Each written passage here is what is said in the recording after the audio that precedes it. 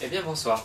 S'il est un plat que j'ai beaucoup apprécié quand j'étais enfant, que ma mère faisait de temps en temps, c'est le pot-au-feu. Le pot-au-feu, donc à base de viande de bœuf et de légumes. C'est un plat un peu familial, un peu hivernal, mais la viande de bœuf est extrêmement tendre et c'est délicieux. Donc pour réaliser cette recette toute simple, je vais utiliser une cocotte minute pour ce faire. Ça accélérera la cuisson, ça va quand même cuire un peu plus d'une heure. Et il va vous falloir les ingrédients suivants.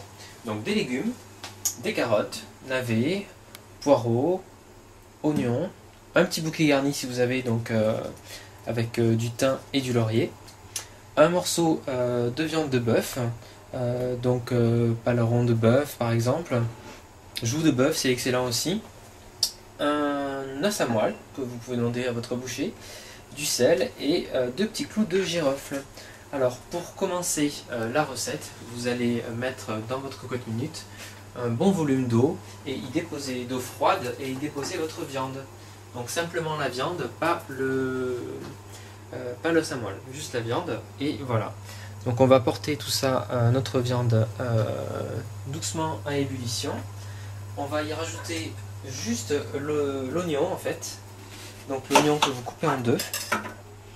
Vous le piquez chaque moitié d'oignon d'un clou de girofle. Voilà.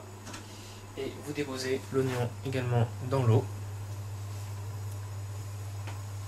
On va mettre également le bouquet garni. Voilà. Alors moi on m'a dit de ne pas saler la viande. Parce que a priori si on sale la viande tout de suite, ça pourrait lui enlever un petit peu de la tendresse qu'elle va gagner donc, avec la cuisson. Donc voilà. On va porter à ébullition. Je vais couvrir ma cocotte, bien sûr. Et à partir du moment où votre cocotte se met en marche, se déclenche, comptez 1 heure de cuisson.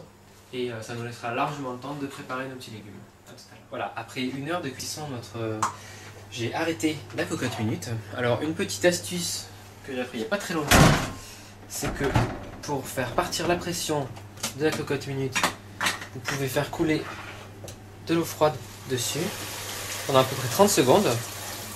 Et par un phénomène physique, la pression va partir d'elle-même. Voilà, donc une trentaine de secondes de l'eau froide. Voilà. A priori c'est bon. Ça vous évite d'embuer toute votre maison. Donc je vais ouvrir maintenant la cocotte, on va découvrir notre viande et puis on va y rajouter les petits légumes. Voilà, donc j'ai préparé mes légumes. Donc en fait j'ai trouvé des petites pommes de terre au passage que je n'avais pas tout à l'heure. Donc je les rajoute bien entendu. Un pot-au-feu sans pommes de terre c'est quand même dommage. Donc voilà, vous rajoutez donc à votre viande les légumes, donc pommes de terre, poireaux. Donc les poireaux, faites attention, rincez-les bien pour pas qu'il reste de la terre dedans. Hein. Donc voilà.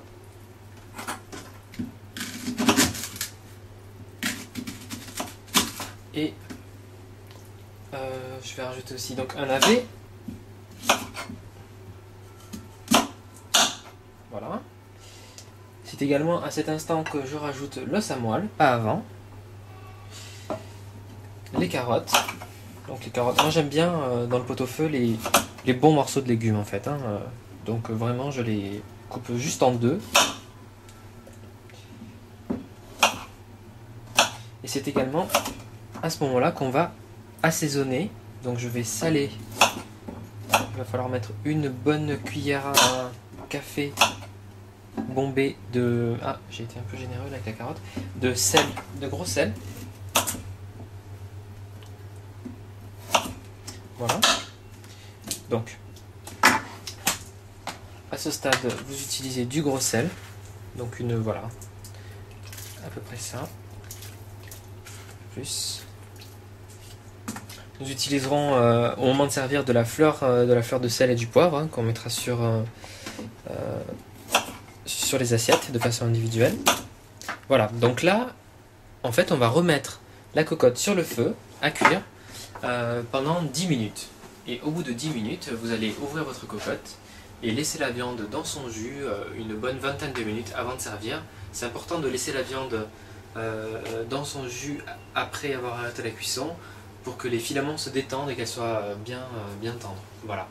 Donc je finis mes légumes, je remets sur le feu 10 minutes à partir du moment où la cocotte commence à faire du bruit, hein, bien entendu, et je vous retrouve tout à l'heure. Et bien voilà, notre pot-au-feu est enfin cuit. Donc après les 10 minutes de cuisson supplémentaires pour les légumes, j'ai laissé le pot-au-feu reposer une quinzaine de minutes. Et je suis en train de servir une première assiette.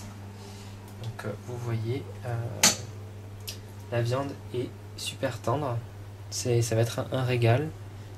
J'adore l'aspect un peu gélatineux, là c'est génial. Donc voilà, vous servez copieusement des légumes avec votre viande et vous assaisonnez bien tout ça avec de la fleur de sel idéalement, du poivre. Donc je vais un petit peu saler.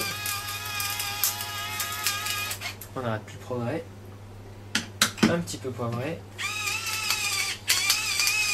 Voilà, sensationnel. Et voilà, une petite mayonnaise éventuellement. Et puis ce sera parfait pour un bon dîner en famille ou entre amis. Je vous souhaite un très bon repas et je vous dis à très bientôt sur rbcuisine.com.